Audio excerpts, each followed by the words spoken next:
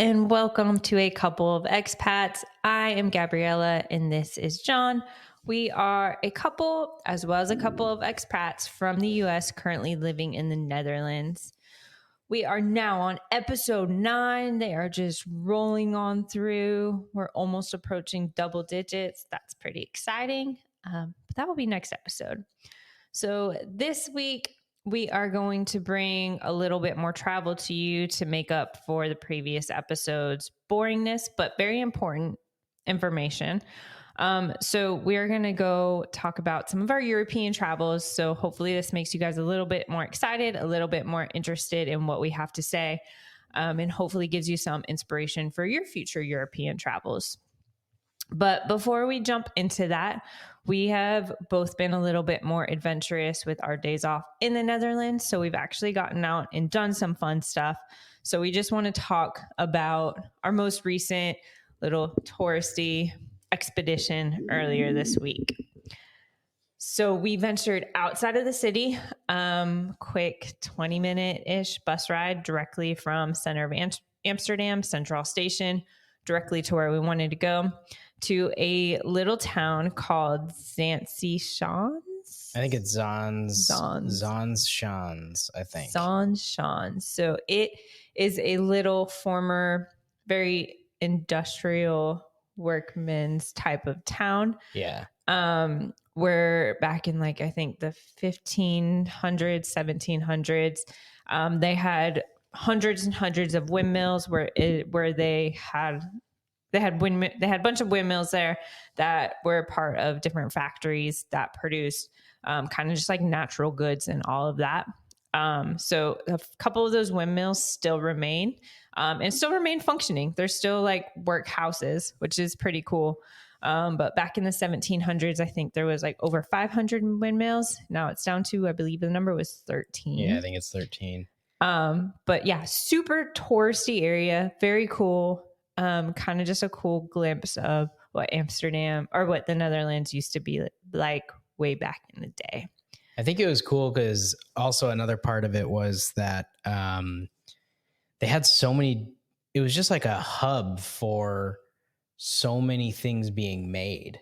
They made like cocoa, and then they made like chocolate stuff. Then they made like biscuits. Then they had like perfume. Then they made like wood stuff. Like its position on a river helped it so that supplies could come in and products could ship out. And so like in the trade of commerce, like they had so much ability to make these things. So it was like paper was another one I saw. Mm-hmm. So yeah, there was just like a lot out there to like produce. And then there was just kind of like modernization and like downturns in the economy and stuff like that really made it kind of slow down. And then after use, like you stop using a windmill, it kind of goes, unless you maintain it, it kind of goes away pretty quickly. So that's where things kind of just started to slow down a lot. But now it's a very like cute little town. I didn't know what to expect there. It's definitely designed for tourists. We 100% felt like tourists and not locals, mainly because I don't think there was any one true local that wasn't working there. That wasn't an employee there. Everyone else there was tourists, but super cute town. You could go into the different shops. It was still set up very like a chocolate shop. They had a wooden shoe making shop, wooden clog making shop. Yeah. And my favorite was they actually had the very first original Albert Heijn. Yeah. And for those of you who've never been to the Netherlands, Albert Heijn is kind of the primary grocery store, probably the largest chain of grocery stores within the Netherlands. And I think it's trickled over into Belgium too. And it's somewhere I go literally every single day, not even exaggerating that. I stop in there at least once a day. So to see the very first original one, they've now converted it into a little museum and gave you the history of it.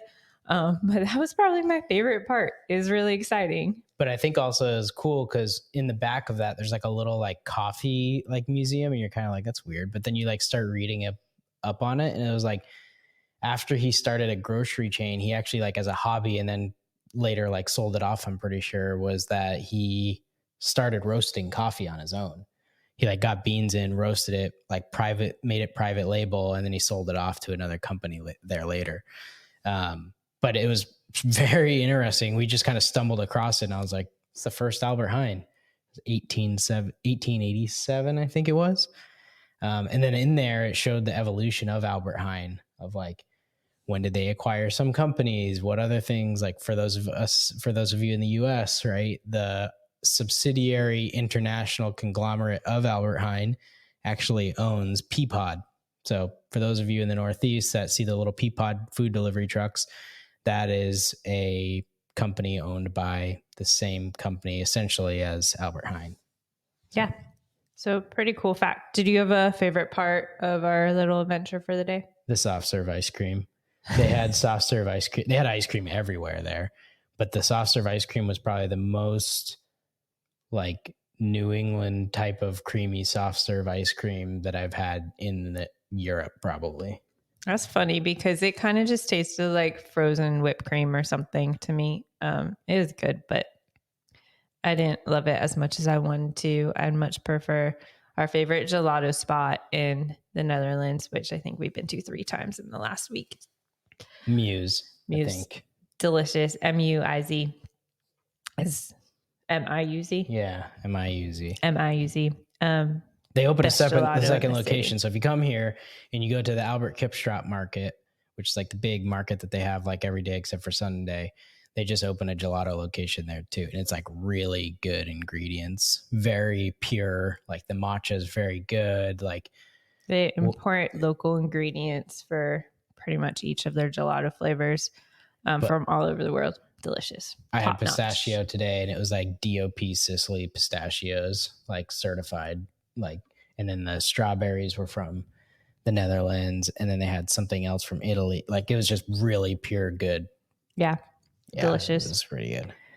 I really enjoyed Sandstons. We gotta figure out how we pronounce that. It was such a quick little trip. You could take the direct bus straight there, and then hop back on the bus, and you're already back. But really fun, kind of spontaneous adventure for us. So hopefully we'll do a little bit more travel outside Amsterdam within the Netherlands, so we can share all those more fun day trips for you guys, so you can plan the ultimate Netherlands holiday. And it was actually ended up being a warm, nice day that day, unlike a lot of the days this summer in the Netherlands. I don't know what's going on. You're going to scare them off. I don't think we should be talking about the weather to this audience. Yes, it has not been a perfect... It might be a relief to some of the people in the U.S. because it's been like 55 to 65 degrees and rainy and cloudy here. That's unusual. I know in the U.S. It has not been perfect summer weather, but it is a beautiful country and there's so much to see, but maybe just pack a light jacket. I think we should leave it at that. We don't need to scare off. No, we're not going to scare. I'm just saying it's been a big contrast from the folks I've been talking to in the U.S. where it's just near triple digits and humid. It's just been an unusually cold winter here, but I think that's all going to change come August. So you mean you pray so hard every night and you're not even religious that it's going to change? So, so it was a nice day. Send us some sunshine, please. Yeah, so it was a nice day. Other than that, it's been feeling like mid-October. But also, what happened this week since our last podcast? A little sad, but a little exciting. We had the Euro Cup quarter and semifinals. We did talk about the quarterfinals already on the last episode. A little bit. It was right before we did the episode, right before the quarterfinals game. So Euro Cup 2024 was looking awesome and to end how we wanted it to. Yeah, it was pretty crazy just like going by the local like pubs and like it is packed in there, and it was very back it up, because if you didn't listen to episode 8, I'm sorry, I see John getting a little frustrated that I just cut him off. So I'll give the mic back to you in a second, but just back it up and tell him what Euro Cup 2024 is. Go.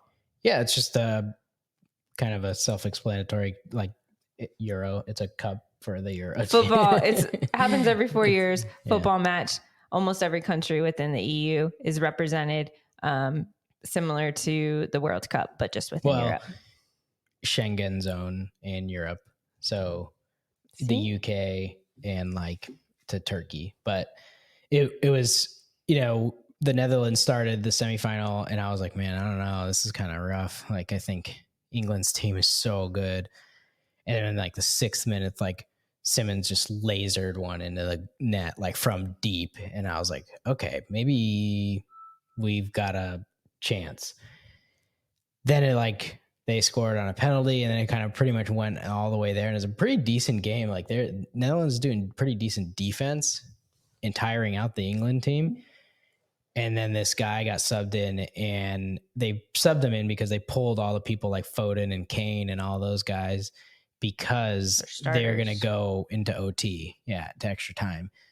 And so they bring this guy in, and he just, like 91st minute, just kicks it in. And I'm just like, oh my God, like couldn't have been a worse time. Like, it's okay if it was like, the 80th minute and you have time to like make that up. You just have, at that point, it's just not going to happen. And so, it was a little bit of a devastating loss. But, maybe next time around, we'll see. It was a pretty good team. I mean, like now you actually, I think you have a pretty exciting, very different style of play final. So you have Spain and you have England. You have like people like Harry Kane and Foden and, Jordan Pickford. And then you have like real good, like fancy footwork type people like Vinicius Jr. You have a 16-year-old kid that's the youngest person to ever score in the Euro Cup tournament. So it's going to be really exciting to see what actually happens on Sunday. But it's a big weekend of sports. You got Wimbledon final, Copa America final, Euro Cup final. So did we just turn into a sports podcast? Maybe. Yeah. I'm not a really big football fan, but let me tell y'all, this week I was wearing my little slipper clogs representing the Netherlands because the game started at 9:00. So it was already past my bedtime. So I was ready for bed, but I was decked out in orange. I was screaming. I was cheering. Y'all, it is a vibe. It's nothing comparable to any American sport. And I'm like a diehard. I'm a basketball fan. So I'm like a diehard, like painted my face hardcore during the playoffs. Didn't miss a game growing up of the Mavericks, my hometown NBA team. But this is just a whole nother level. You have the entire country, like you go into a bar in the middle of the game and it is dead silent. People are like zoned in.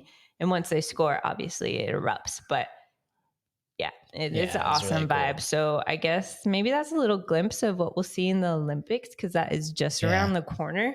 Definitely still going for the U.S. and everything except maybe men's football. Maybe I'll see how it goes there. Yeah. Women's U.S. soccer team, all in. Never going to let that one down. They've done too much for women's sports. So big shout out to y'all. Yeah. All right. So let's jump into our main topic of this episode. And I'm going to hand it over to you because John did all the legwork on this and I'm just well, I think, it's here. A lot of people have their summer plans. We're starting to see here in the Netherlands and Amsterdam, we're hearing a lot of the American tourists, and you can see that, you can tell who's American when you come over here because they can walk through the bike paths and are wearing athletic clothing and on shoes and stuff. So, that is my new favorite activity. As it's become a lot more touristy, I feel like I've become a lot more Dutch at the same time. It brings me so much joy to ring my bell at all the tourists walking in the bike lane and like seeing them jump. It's my new favorite activity. I think I might have said that before, but still is my new favorite activity. Yeah. So I figured, a lot of people are traveling. You can go to those big places, Dubrovnik, Split, Amsterdam, London, Venice, whatever it is in those major cities. But then I was like, okay, well, why don't we talk about some other towns that are cool that we've been to that people don't really hear about all that much in the US or around the world, if you're kind of just coming to Europe and you're trying to hit like a European city. So that's why today we're going to go over some four towns that we thought are kind of like off the beaten European path. And I'll do two, she'll do two. we'll kind of give you the rundown of the town, where it is, why, unique stuff that's about that town, and kind of when we went and why we picked that town. So I'll go first. My first one, for the first 2 years that I was here, I was going to London a lot. So I was going to see Gabriella one weekend in April. It was actually kind of a springtime weekend. I can't remember what it was, but in May and in April, like in Europe, you just kind of have random bank holidays. So I think we had a Friday off and a Monday, and I went over and we went to Rye, England, which was pretty cool. For those of you who don't know where Rye is, it was about an hour and a half train ride out of London, southeast. And it's a really cool old town. Like, there's a fortress there, there's a castle there, there's like a medieval church there. You will go there and you'll see like old old buildings, the old English style buildings, where it's like black beams with white plaster and stuff like that, like the iconic like Shakespeare type looking place, and just stuff from like the 1500s and earlier. So I thought it was like super cool, like historically. And also it's kind of near the water, so it was a little cold, but there is like some beach stuff there. But there was like a lot of cute pastures there with like sheep and lambs. And I took my Nikon out there and took a ton of photos of the lambs that were just kind of like grazing casually. And I remember we were just like walking through the pasture, and they would just walk right next to you. Like, they wouldn't really bother you as long as you didn't bother them. And so I thought that was really cool. We stayed at a really cool like bed and breakfast type place. Which on the last day we spilt an entire mocha from Starbucks like on the carpet in the hotel, which we didn't actually get billed for, which was a added bonus. But it was just a really cute quintessential like town in England. And we had good weather, which was surprising because it's a hit or miss that time of year.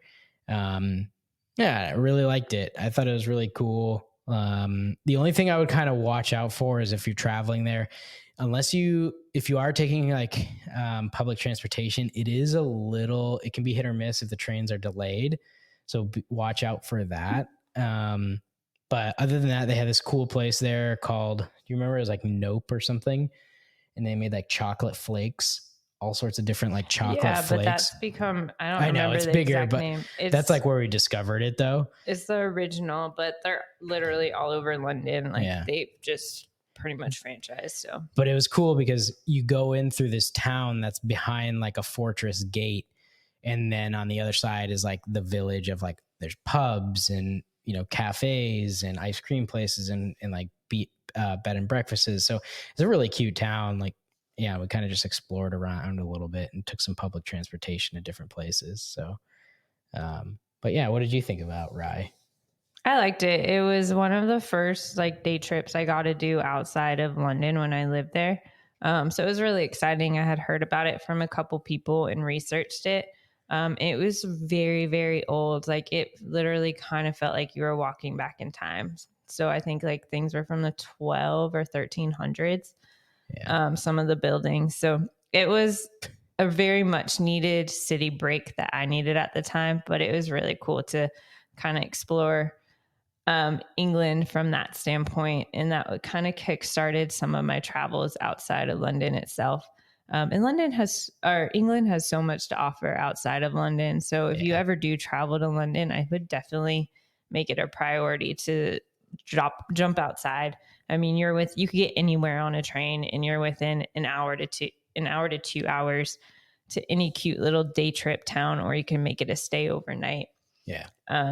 Either way. But my first town actually kind of piggybacks off yours. Is there anything you want to add to Rye? No, I just think there's a lot of history about it. So like, and a lot of history traveling to it. So do some research on the history if you go there, and research, like, because we were on the train and I know we were like passing castles and stuff like that. So just take a look at like the journey and what you're doing, like, or what you're passing by, because it is pretty cool. There's a lot of history on the way there. Yeah, absolutely. But if you do rent a car, no, you're not going to be driving on the same side of the road as you're used to. So Yeah, that is bear a little that in weird. mind. So my first town, like I said, piggybacking off yours, and it's not quite as small as Rye and not quite as off the beaten path, but it is Bath, England. It's a really, really cute town. I was very fortunate to get to go there a couple times and explore it. The first time I went, so it's, I think, an hour and a half, 2 hour train ride directly from London. Very easy to get to. You take it from you take a train from Paddington Station, which is one of the main train stations in London. Um, and it's exactly kind of what you would expect for the town being called Bath.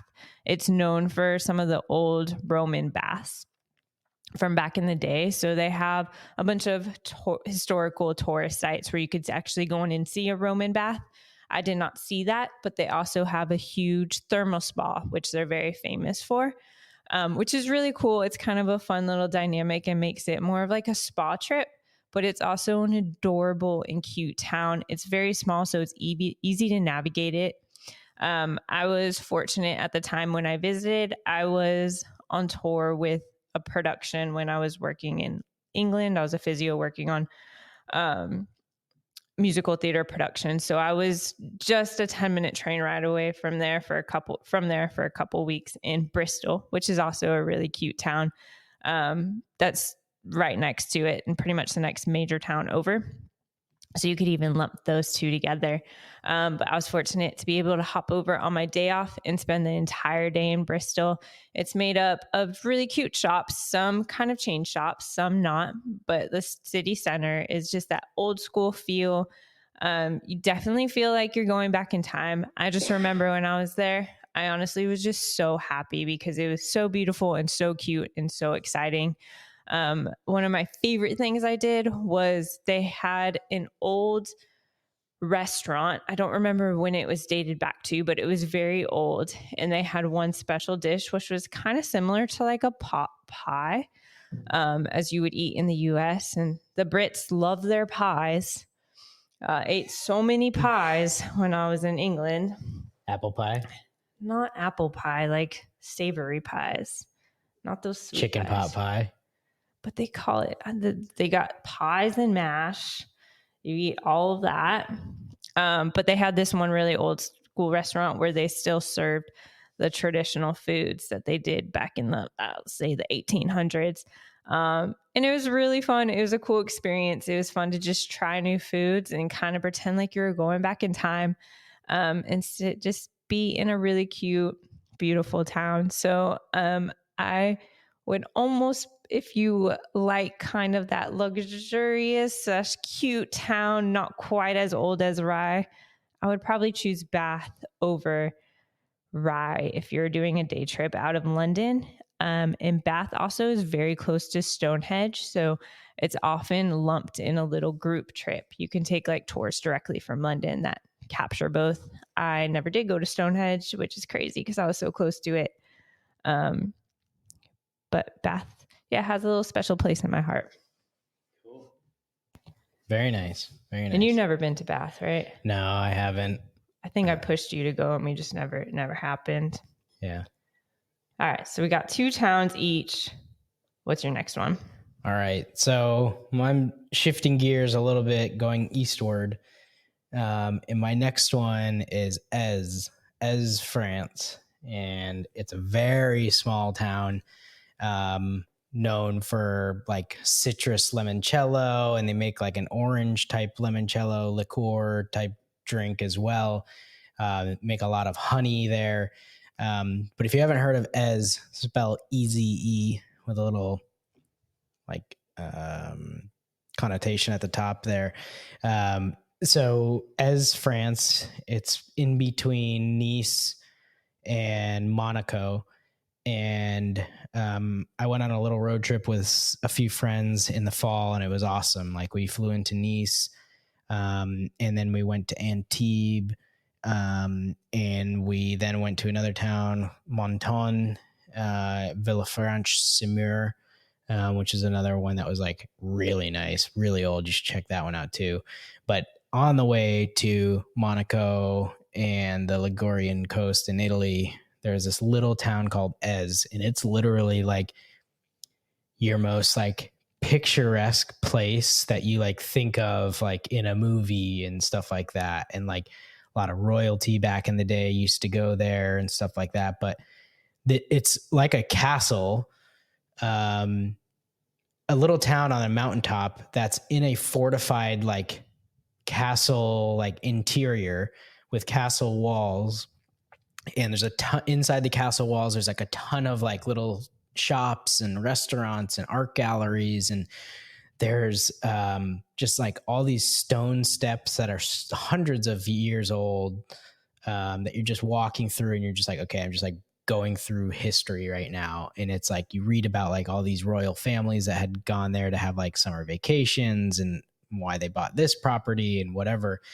But also they have really nice hotels there too. They have Michelin restaurants there too. We just went to there's a hotel with like a lobby, but in the lobby it was a Michelin guided restaurant. And we were just like, okay, it's like 4 PM. Let's just grab a couple glasses of wine and some appetizers. And this guy just came out like super French, hyperactive sommelier, just like, hey, what can I get you? And we're like, do you have a list? And he's just like, just tell me what you want.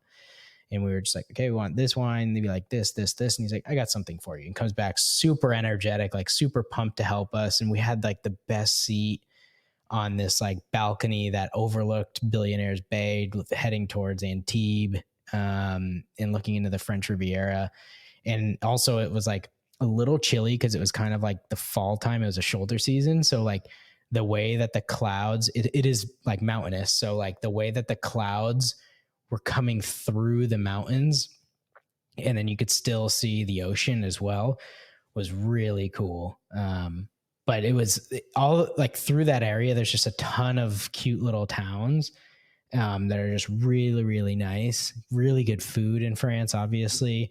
But this is like Mediterranean style because you're down near the ocean. So a lot of really cool towns. I would say if you're in that area of Ez, like definitely check that out. But look at Villefranche-Saumur, and take a look at Antibes. Antibes was probably a close second of my favorite towns because it had like apparently Picasso would like just mingle with all the royalty and like the famous people there, and then just go paint like all tuned up and then just go paint. But if you go to Antibes, it's another world. Like it's really cool. A lot of celebrities there. Yeah, very, very, very cool and very picturesque and pretty area of France. The only thing I would just say is that it can get a little pricey in the summertime if you go there on the French Riviera. I know you're not at like Monaco, and I know you're not at like Saint-Tropez, but still like it can get pretty expensive pretty fast. So just plan that and be ready for that. But yeah, there's plenty of good food, really easy to get around. If you fly into Nice, you can just rent a car and then just go up and down the coast. And it's super easy. And also from the Nice hotel or the Nice airport, just like in Manhattan, they have Blade. So you can like schedule a Blade. The van will pick you up right out when you get out of the plane. They bring you to the chopper pad, and then you're in Monaco in 7 minutes. What's Blade? Blade is a helicopter service to get you around. I think they have it in Manhattan and stuff like that. But like Uber, but helicopters. Yeah. So you can schedule it. And it's actually, I mean, it's a lot, but I think if you have the funds and you really want to like maximize your time, just get to your destination. I think from Nice airport to Monaco, 7 minutes, it's about 195 euros to get you there. Yeah. I don't do helicopters. RIP Kobe. We miss you, man. But if helicopters are your thing, go for it. Yeah. So Blade, it is a good option too if you're going to post up in Monaco, because it is nice there too. It is just, like I said, you want to really, it can get pretty costly in Monaco, but really beautiful going to Ez. A lot of really local wines and foods, like you really are eating from the area that you are staying in. And then just right down the road, you cross into Italy and you're on the Ligurian coast. And I went into a really nice like hometown restaurant, and it was really good food and really good service. So overall, highly recommend it. Definitely take the shoulder seasons, because we went in September and we were like in Cannes, and there was like no one on the beach. I But think that's if you're traveling anywhere. It's yeah, just more enjoyable. We've Yeah. mentioned this before with Sardinia, but it's more affordable, and then there's less crowds, which you could argue that's almost more important than lower costs. It's just less crowds, way more enjoyable.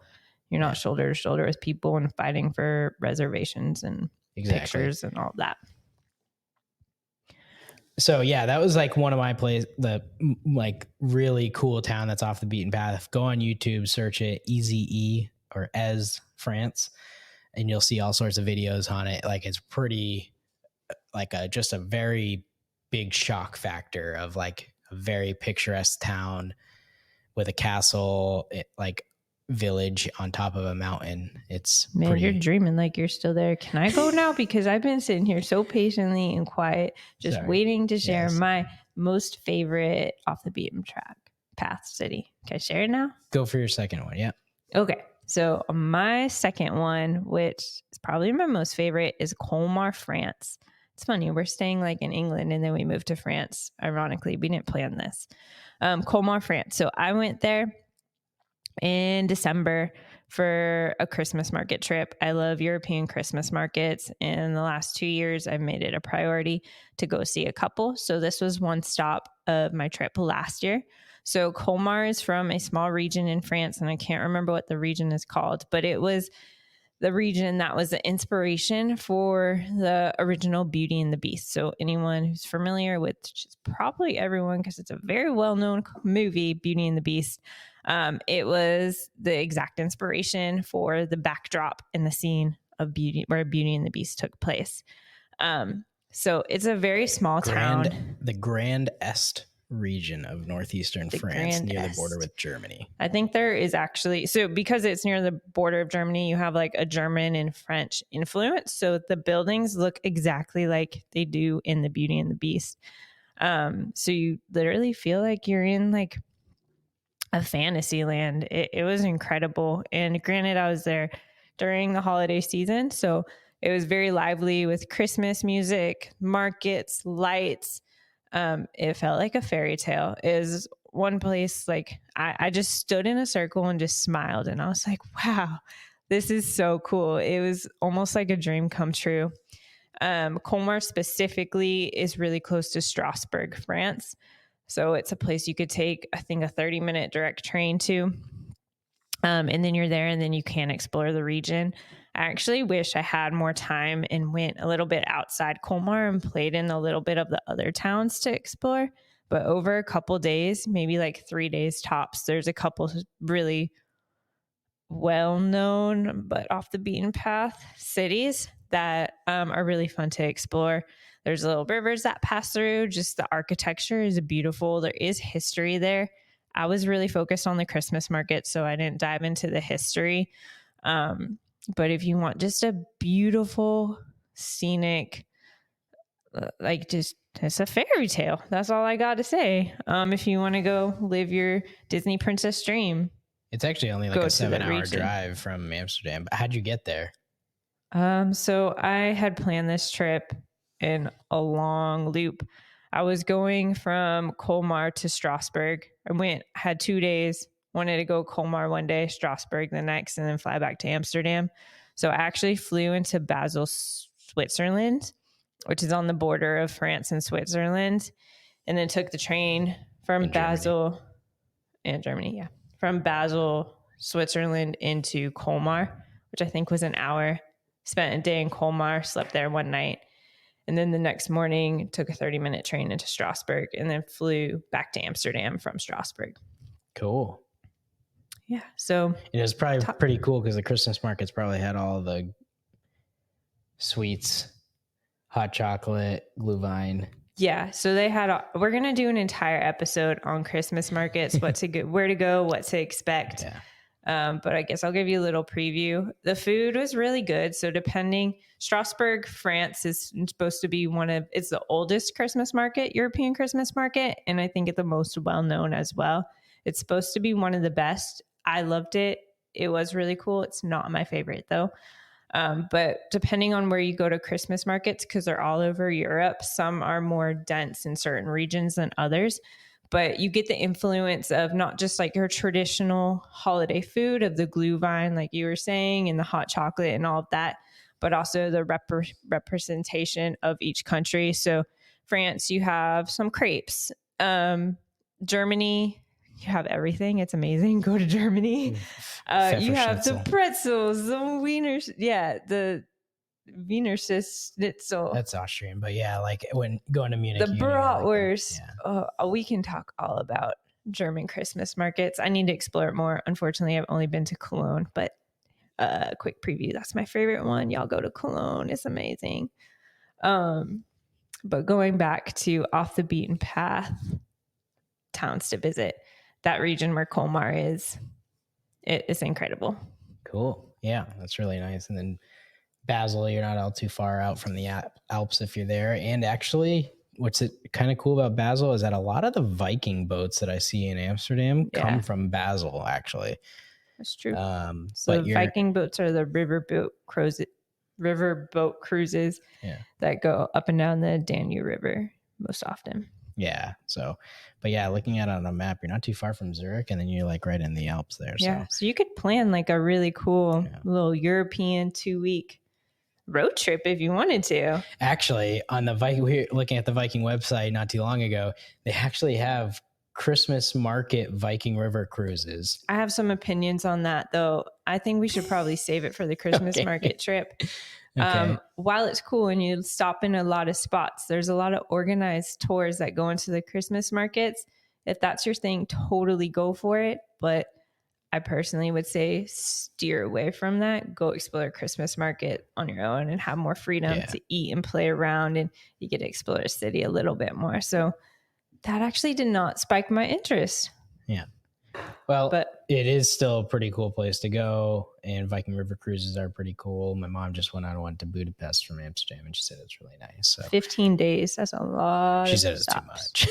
But like with, a lot of Filipino workers are in the service industry. His mom's Filipino, so a lot of folks, a lot of the chefs she told me were on the boat were actually Filipino, so she kind of felt a little bit at home when she was on the cruise. So it was awesome. Nice. So but yeah, so those are our 4 towns. It was Rye, England, Bath, England, Ez, France, Colmar. You could say the region, though, would be more applicable, I think. Yeah. So, so that was the 4 towns. We have plenty of other little towns to check out. But we can recommend. We can give you the can't give too much away in one episode. Give you the tips and tricks. Pretty much also just one thing with hotels and stuff within Europe. Anything with the word cap in it is probably 5 stars and very expensive. So if you're looking for that, just type in hotel cap or something in the area that you're looking for, and you'll probably have a really nice. I've never come across that, but I guess I'm not staying in 5-star hotels. Copper Cot, Cap Eden Rock, like all those places. So clearly John's the one that's typically booking the hotels for us, because I have no idea what he's talking about. But anyway, let's move on to our Dutch phrase or word of the week. I don't really have one, so go while I can think of it. One. Yeah. So I've been listening to this guy on TikTok or Instagram or something, some social media. And this guy is actually like a local Dutch guy, and he's actually super educational. But he came out with this video the other day of like literal translations from Dutch to English and what the word is in Dutch. And so he did an episode of animals the other day. And I was like, actually, it's kind of useful if you're trying to figure out like how to describe like, oh, I saw a porcupine or I saw a raccoon or whatever it was. And so one of the ones was hippopotamus, and it's called a Nijlpaard. And if you know Dutch, well, you know a little bit of what that means already. But what it literally translates into English is Nijlpaard is Nile horse. Pard is horse. Nile, the river Nile in Africa, in Egypt. So Nijlpaard is the word for. But there's a whole lot of words like that are kind of really cool. Like porcupine is prickle pig. A slug is a naked snail. Obviously, that's not what they have Dutch names too. Aardvarks, earth pig. So yeah, there's just a lot of cool little like things like that. It was like super interesting. He does a whole bunch of like other common phrases and words too. So that is my word of the week in Dutch is Nijlpaard. Man, yours is fun. I'm going to say a phrase that I take a lot of pride in because I was able to piece it together and create the whole phrase by myself, although I should have probably known this from day one since living in the Netherlands. But my Dutch phrase translates into I don't speak Dutch. So a few days ago, I pieced it together and it was actually even grammatically correct, which is really hard to do in Dutch because the grammar and word organization just like completely changes from what it is in the US or what it is in English. So it They usually say it's translates the language of the Yoda. So it's a pretty lot of much. Yoda talk. So like when they say like, how'd you sleep last night? It was how sleep you night Yeah. or something Well, like now that. you just stole my whole But thing. go But ahead. anyway, mine is Ik spreek geen Nederlands. I don't speak Dutch. I was about to say English. That's Very not correct. good, Gabriella. And I was able to piece that together by myself. And it was just really exciting. I haven't said it to anybody yet, but that will be the next step in my expat journey is to get Someone's native customers. language that you don't speak their native language. Yes, either at work or when I'm on customer service on the phone. I will make that a goal for before the next podcast. So next time you hear from me, I'll have said that to someone and they probably won't understand any word I said, but I would be very proud of myself. Cool. Nice. Good one. Another thing that folks probably don't know is that Gouda cheese, if you, you know, a lot of those little baby bell things are Gouda cheese. Here, However, can I just speak about Gouda? sure. In Dutch, it's Gouda. Gouda. Actually, I think it's Houda. It's close. It's not Gouda. That's the whole point. Go on. So Gouda cheese originates from a town here in the Netherlands called Houda. And every Thursday in the summer, like Gouda. yeah, and every summer, every Thursday in the summer, they do like a traditional cheese market as if it was still 400 years ago. So to be continued on that because we definitely plan on going before it's over this summer. Yes. So one of the things that they have on KLM flights over here is this company called Roca, and it's the original cheese biscuits since 1949. So what they are these little like think of like in the US, I think they're becoming a little bit more popular now, but like Parmesan crisps. But now think of that, a Parmesan crisp, but it's essentially just a Gouda crisp. And these things are addicting. I first tried them out on a KLM flight. Obviously, KLM will always try to use like Dutch foods. They have like the KLM is a Dutch Airlines that works under Delta, I think. Yep. Or is part of the Sky Team. Miles team. Sky Team Alliance. Sky Team Alliance. There you go. Sky Team. Yeah, I got it. You know what we're talking about. So these are super good. They're very cheap. Good branding, I think, on the packaging. And they come in little like crackers, or they come in these little sticks like this, but they have like baked Gouda on the top, and then they're like a biscuit with Gouda inside. So if you're ever in the Netherlands, try to look for Roca original cheese biscuits. They're super tasty. Yeah, they're just a good snack, and they're not, you know, the worst thing for you. I mean, you could have like not French the best fries either, but yeah, but also get French fries if you come here too. I didn't realize this. It says tip in English actually, so this is kind of tip. Serve Americans. warm to get that freshly baked sensation. So you actually serve these warm at 200 degrees Celsius for 6 minutes. Or no, for 2.5 minutes. I didn't realize that was the case. Well, you guys won't get the true experience because we've never done that, and we're not going to pause this to go do that right now. No. So you're just going to have to get the straight out of the box edition. Yeah, it's really good. You can get it at a lot of the supermarkets that are here. So if you're ever in Amsterdam, take a look at these guys. They're a good snack that you can bring on a canal boat and just have with like cheese and wine. Oh, that's a good idea. I never thought about doing that. Very tasty. Yeah. So overall thoughts on them. We've both had these before. John's going to chomp on his right now anyway, though. Really good. Tastes like Parmesan crisp to honestly. They're kind of dense. So It's like really good. if you eat a few of them, It's pretty heavy. you're not going to feel the best. So eat It's them really in good though. It's a good moderation. snack though. Boral. That's what they call the snack hour here. Yeah. It's like bar snacks. Well, we will wrap it up right here. As always, thank you guys so much for listening to us in every episode. We still have not got questions from y'all, but to be totally transparent, I also did not check before we started this podcast. We'll put a new question out of A what question. podcast topic we should cover in the next couple of topics. So we'll follow put us that on out. Instagram, comment on our YouTube, and hopefully you guys will have a big influence on what we come out with next. So thank you guys for listening. We hope you enjoyed today's podcast, and we will check back in with you guys on the next episode. Y'all have a great day. Bye.